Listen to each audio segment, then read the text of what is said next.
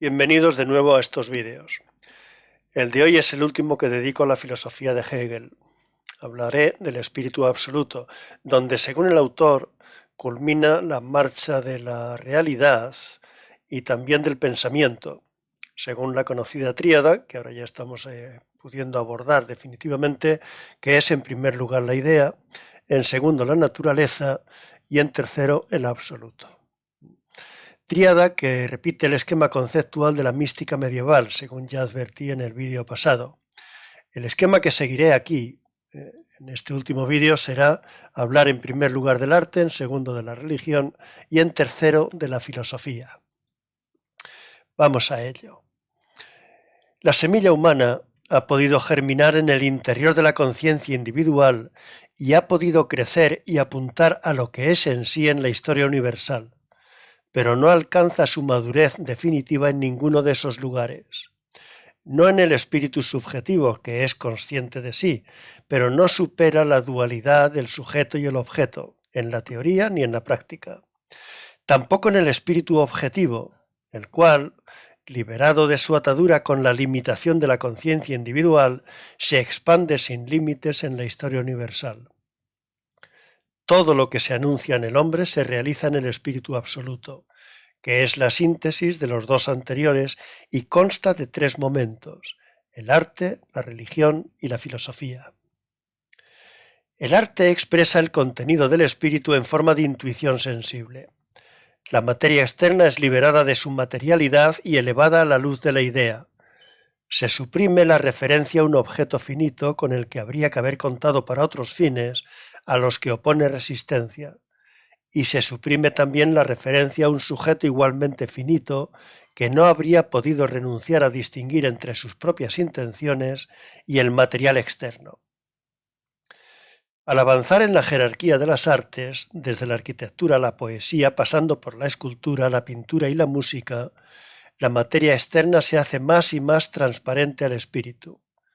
La música es un momento crucial. A ella corresponde el despojarse de lo objetivo y expresar el movimiento íntimo del yo. Pero es en la poesía reducción de lo sensible y audible a simples signos del espíritu, donde éste encuentra mejor su libertad. Pero por depender de lo sensible, el arte tiene su límite en lo sensible. La realidad profunda de la idea se manifiesta más adecuadamente en la religión. El objeto de esta es Dios, su sujeto es la conciencia y su finalidad es la unión de la conciencia con Dios. La forma primera de esta relación es el sentimiento, pero aquí no es posible transformar la certeza de Dios en verdad objetiva, pues el sentimiento es un paraje de arenas movedizas. Esta insuficiencia se supera cuando la religión se transforma en saber transmitido por la educación. Entonces la fe busca esclarecerse y tiene que recurrir al entendimiento. Aparece la religión como desarrollo de la idea de Dios en la conciencia humana.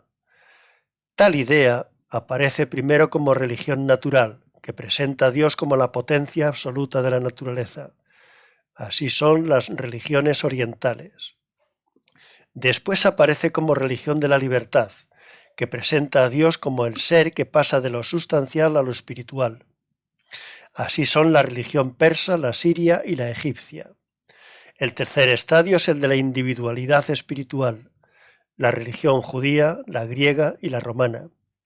El último es la religión absoluta, la cristiana, que presenta a Dios como espíritu absoluto. La religión cristiana ha penetrado finalmente en el mundo, insuflando en él la conciencia de la libertad, que ha cobrado cuerpo en la eticidad y el Estado, cuya realización pertenece a la historia universal. Pero no es suficiente, porque la libertad del espíritu es libertad de la razón, que sólo se realiza en la filosofía. El contenido de la filosofía es la unificación del arte y la religión, es la idea que se piensa, la verdad que se sabe. En la religión estaba ya presente, pero no era capaz de hacer volver sobre sí la crítica del pensamiento, por lo que no podía integrar lo contrario de sí. En lugar de integrarlo, lo excluía. Solamente la filosofía permite la idea volver a sí, tras haber recogido todo lo disperso, y sin salir de sí, presente e inmanente en sí misma, comprender su propia necesidad.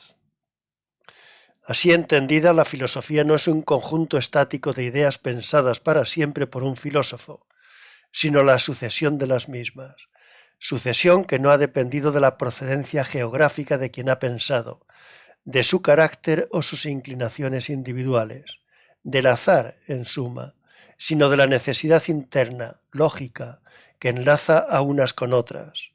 Así es como la historia ha construido un sistema completo del que no falta ninguna idea. La filosofía es tradición, historia.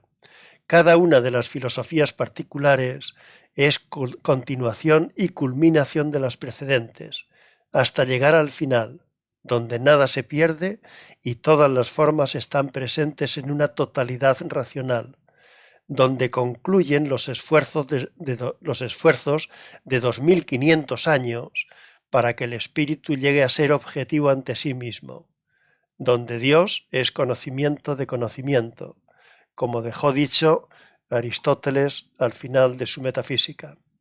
Y hasta aquí llega la filosofía de Hegel. Hasta otro momento, amigos.